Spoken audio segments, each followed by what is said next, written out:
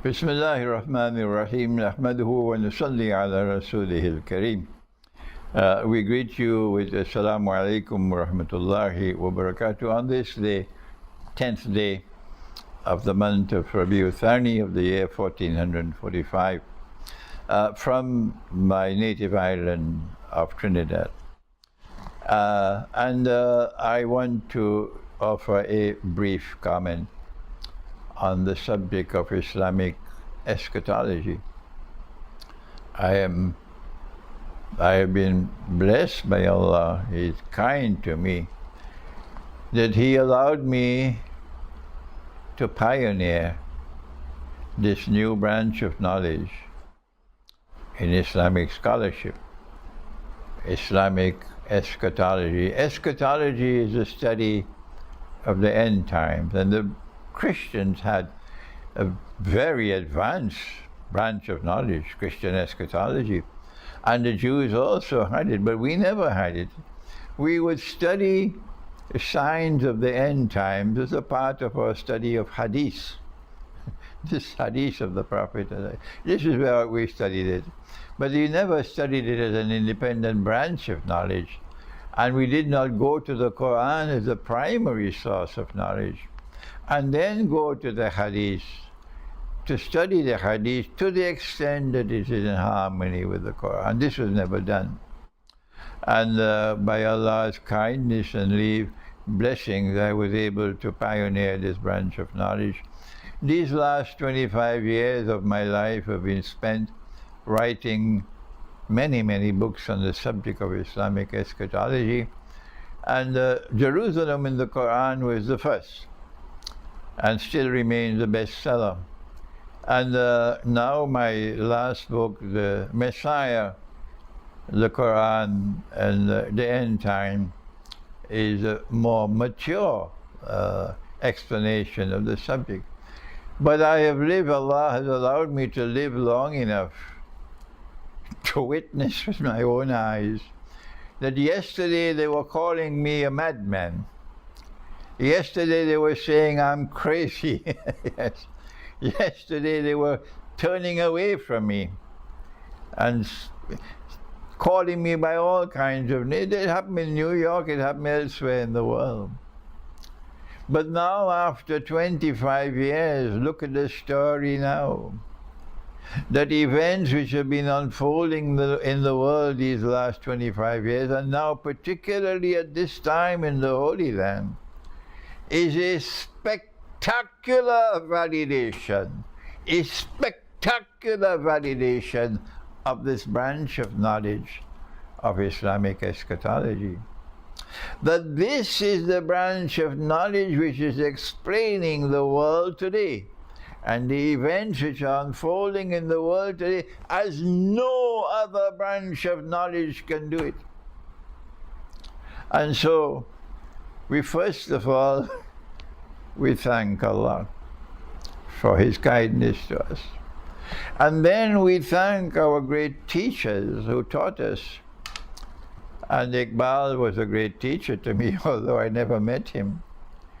But my teacher, Maulana Dr. Muhammad Fadlur Rahman Ansari, is the first name I have to mention. With my gratitude that I've through these great teachers who are now sleeping in their graves, I was able to pioneer this branch of knowledge. But let me not forget that when I graduated from Karachi University with a master's degree in philosophy, and then I graduated from the Alimi Institute of Islamic Studies in 1971, and I returned to my native island of Trinidad. The government of Trinidad interviewed me and said, we'd love to have you in the Ministry of Foreign Affairs, and I was selected and sent back to university to study international relations here at the Institute of International Relations of the University of the West Indies. And the government of Trinidad and Tobago, in particular the Prime Minister, Dr. Eric Williams, they must be commended. They must be commended. They must be commended for the insight and the foresight and the wisdom with which they acted. and they chose a special scholar to be the director of the institute. And he was appointed as director at that moment when I was about to enter the institute. And I refer to Professor Dr. Leslie Manigat from Haiti, who did his PhD at the Sorbonne in France. And when I sat down in the classroom and I listened to this man, he would lecture for 2 hours. His shirt would be wet at the end of 2 hours, but he was a dynamite. And he explained political history to me, and partly also economic history, the essence of the history, the political and economic history of mankind, the history of international relations. He did it brilliantly. And if today I have this insight into affairs of the world, I must also mention the name of my dear teacher, Professor Dr. Leslie Manigat. And so we are experiencing today a spectacular validation of Islamic eschatology.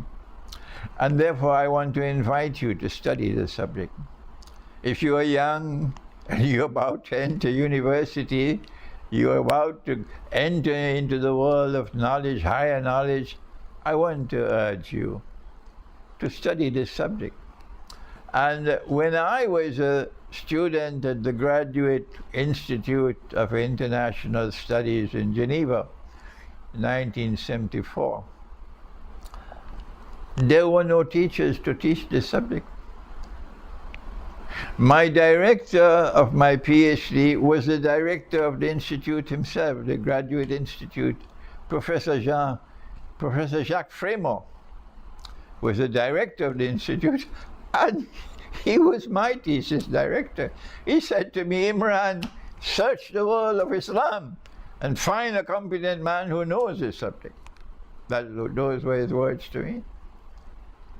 And I searched, and there was no one. And there were no books on the subject, none.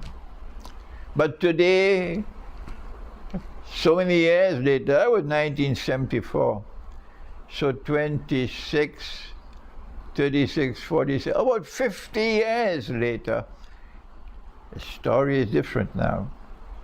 Because now you have all the books I have written on the subject. You don't have to go through the efforts that I had to make all these 50 years.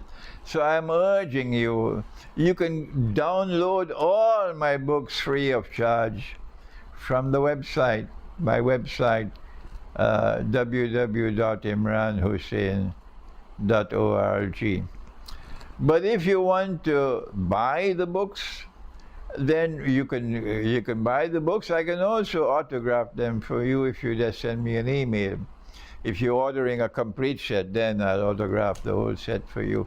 So I want to urge you in this brief video, wherever you are, urge you, please study my books on Islamic eschatology, because this will prepare you to help you to understand events unfolding in the world today, when the American aircraft carriers and their destroyers and their Patriot anti-aircraft missiles and all of these things are now being placed in that part of the world, and the fireworks are about to start. Please, please, please read my books. Thank you. Wassalamu alaikum wa rahmatullahi wa barakatuh.